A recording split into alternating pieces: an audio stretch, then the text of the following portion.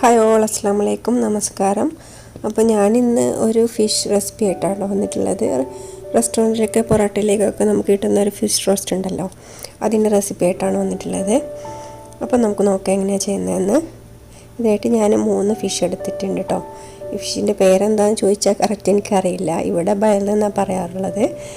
തല ഇടയ്ക്ക് എടുത്തിട്ടുണ്ട്, അതൊന്ന് വരഞ്ഞ് കൊടുത്തിട്ടുണ്ട്.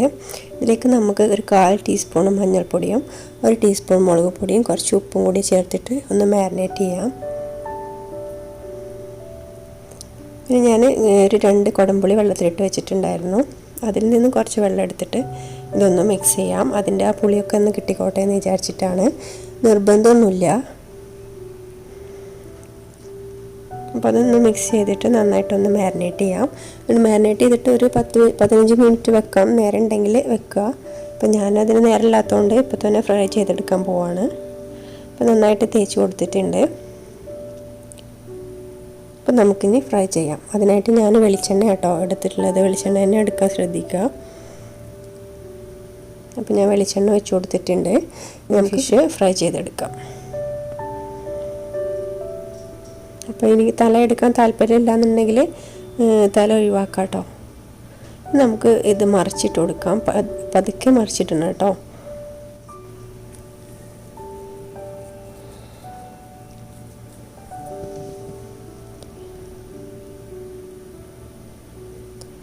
ഇനി നമുക്ക് വേണ്ടത് സവാള, ഒരു 4 മീഡിയം സൈസ് സവാള എടുത്തിട്ടുണ്ട്. ഇത് കുഞ്ഞായിട്ട് ചോപ്പ് ചെയ്തെടുത്തിട്ടുണ്ട്. പിന്നെ 4 തക്കാളി എടുത്തിട്ടുണ്ട്, ചെറുതാണ്. വലുതാണെങ്കിൽ 2 എടുത്താൽ മതി. ഇത് മിക്സിയിലൊന്ന് ക്രഷ് ചെയ്തെടുക്കണം. അതുപോലെ ഒരു പച്ചമുളകും 1 ടേബിൾ സ്പൂൺ ഇഞ്ചി വെളുത്തുള്ളി പേസ്റ്റും എടുത്തിട്ടുണ്ട്. പിന്നെ കുടംപുളി താല്പര്യമില്ല എന്നുണ്ടെങ്കിൽ സാധാരണ പുളി എടുത്താൽ മതി. ഇപ്പോൾ ഫിഷ് റെഡി ആയിട്ടുണ്ട്, അത് മാറ്റാം. നമുക്ക് അതിലേക്ക് തന്നെ ആ പാത്രത്തിലേക്ക് തന്നെ കുറച്ചുകൂടി വെളിച്ചെണ്ണ വെച്ച് കൊടുക്കാം. നമ്മൾ ഒരു 1/4 ടീസ്പൂണ് ഉലുവ പൊട്ടിച്ച് കൊടുക്കാം. അതിലേക്ക് നമ്മൾ ചാച്ച് വെച്ചിട്ടുള്ള ഇഞ്ചി വെളുത്തുള്ളിയും പിന്നെ പച്ചമുളകും ഇട്ടിട്ട് നന്നായിട്ടൊന്ന് വഴറ്റി കൊടുക്കുക.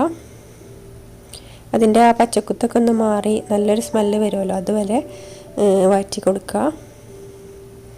എന്നിട്ട് നമ്മൾ ചോപ്പ് ചെയ്ത് വെച്ചിട്ടുള്ള സവാള ഇട്ട് കൊടുക്കുക. സവാള ഞാൻ 4 എടുത്തിട്ടുണ്ട് കേട്ടോ, മീഡിയം സൈസുള്ള. വലുതാണെങ്കിൽ 2 മതി. അപ്പോൾ അതിലേക്ക് ആവശ്യത്തിന് ഉപ്പിട്ട് കൊടുത്തിട്ട് നന്നായിട്ടൊന്ന് വഴറ്റി കൊടുക്കുക.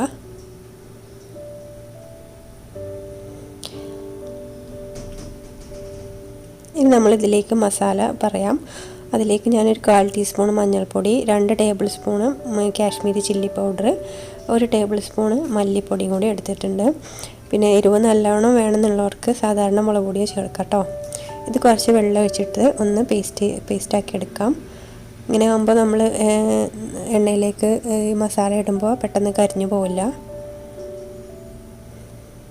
ഇതിലേക്ക് നമ്മൾ സവാളയിലേക്ക് കുറച്ച് കറിവേപ്പില തണ്ടോട് കൂടി തന്നെ ഇട്ട് കൊടുക്കുക. ഇനി ഒരു ബ്രൗൺ കളർ ആവുന്നത് വരെ ഒന്ന് വഴറ്റി കൊടുക്കുക. ഇനി നമ്മൾ തക്കാളി മിക്സിയിൽ ഒന്ന് ക്രഷ് ചെയ്ത് ഒഴിച്ച് കൊടുത്തിട്ടുണ്ട്. ഞാൻ അതിൻ്റെ വീഡിയോ മിസ്സായിപ്പോയി. അപ്പോൾ ഞാനിതിലേക്ക് തക്കാളി ചേർത്തിട്ടുണ്ട്, വേറൊന്നും ചേർത്തില്ല, തക്കാളി മാത്രം ചേർത്തിട്ടുള്ളൂ. ഒരുപാടൊന്ന് പേസ്റ്റ് ആക്കണ്ട, ഒന്നൊന്ന് ക്രഷ് ചെയ്തെടുത്താൽ മതി, അല്ലെങ്കിൽ കുഞ്ഞാക്കി അരിഞ്ഞിട്ടാലും മതി. അതൊന്ന് മൂടി വെച്ചിട്ട് എണ്ണ തെളിയുന്നവരെ ഒന്ന് വഴറ്റി കൊടുക്കാം. ഇപ്പോൾ തക്കാളിയൊക്കെ നന്നായിട്ട് വെന്തിട്ടുണ്ട്.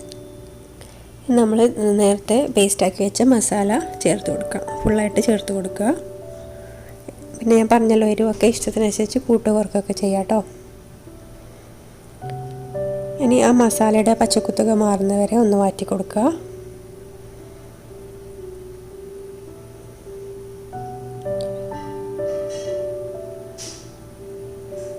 ഇപ്പോൾ മസാലയുടെ പച്ചമണമൊക്കെ പോയിട്ടുണ്ട്. ഇനി നമ്മൾ നേരത്തെ വെള്ളത്തിലിട്ട് വെച്ച ആ കുടംപുളി ഉണ്ടല്ലോ, അത് വെള്ളത്തോടു കൂടി തന്നെ ഒഴിച്ചു കൊടുക്കുക.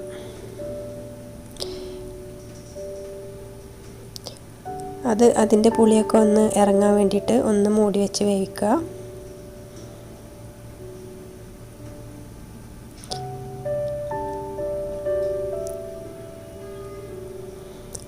ഇപ്പോൾ നന്നായിട്ടൊന്ന് തിളച്ച് വന്നിട്ടുണ്ട്. ഇനി നമുക്ക് ആവശ്യത്തിനുള്ള വെള്ളം ഒഴിച്ച് കൊടുക്കുക. ഞാനിപ്പോൾ 1 കപ്പ് വെള്ളം നല്ല ചൂട് തിളപ്പിച്ചെടുത്തതാണ് അത് ഒഴിച്ച് കൊടുക്കുന്നുണ്ട്. നിങ്ങൾക്ക് ഗ്രേവിക്ക് അനുസരിച്ച് വെള്ളം ഒഴിച്ച് കൊടുക്കുക. എന്നിട്ട് നന്നായിട്ട് മിക്സ് ചെയ്തിട്ട് മൂടി വെച്ചിട്ട് ഒന്ന് തിളപ്പിച്ചെടുക്കുക. ഗ്രേവി എത്രത്തോളം വേണോ അത്രത്തോളം ഒന്ന് വറ്റിച്ചെടുക്കുക.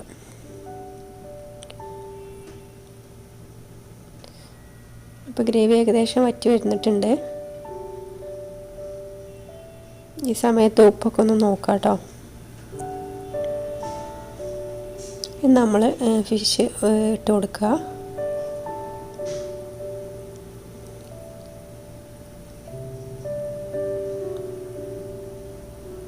ഇനി ആ ഗ്രേവിയൊക്കെ ഒന്ന് ഈ ഫിഷിൻ്റെ മുകളിലേക്ക് ആക്കി കൊടുക്കുക. പതുക്കെ വേണം ചെയ്യാൻ, ഫിഷ് പൊട്ടിപ്പോകാൻ നോക്കണം. ഇനി ഫിഷ് വെന്തതാണ്, എന്നാലും നമുക്കൊന്ന് മൂടി വെച്ചിട്ട് ഒന്ന് വേവിച്ചെടുക്കാം. ഇനി വേണമെന്നുണ്ടെങ്കിൽ ഒന്ന് മറിച്ചിട്ട് കൊടുക്കാം കേട്ടോ. അപ്പം ഞാൻ പതുക്കെ ഒന്ന് മറിച്ചിട്ട് കൊടുക്കുകയാണ്.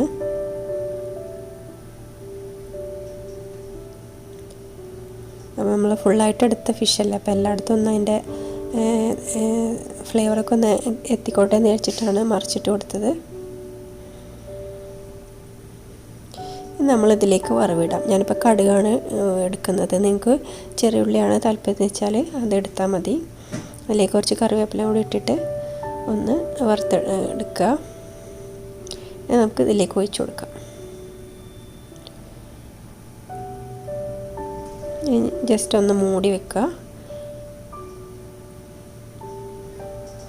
എന്നിട്ട് നമുക്ക് സെർവ് ചെയ്യാം. അപ്പം നമ്മൾ ടേസ്റ്റി ആയിട്ടുള്ള ഫിഷ് റോസ്റ്റ് റെഡി ആയിട്ടുണ്ട്. പൊറോട്ടയിലേക്കുള്ള ബെസ്റ്റ് കോമ്പിനേഷനാണ്. ഒന്ന് ട്രൈ ചെയ്ത് നോക്കുക ഇഷ്ടപ്പെട്ടിട്ടുണ്ടെങ്കിൽ. അതുപോലെ നിങ്ങളെ കമൻസൊക്കെ അറിയിക്കുക. ലൈക്ക് ചെയ്യാനും ഷെയർ ചെയ്യാനൊന്നും മറക്കരുത്. അതുപോലെ ഇതുവരെ സബ്സ്ക്രൈബ് ചെയ്യാത്തവരുണ്ടെങ്കിൽ സബ്സ്ക്രൈബ് ചെയ്ത് സപ്പോർട്ട് ചെയ്യുക.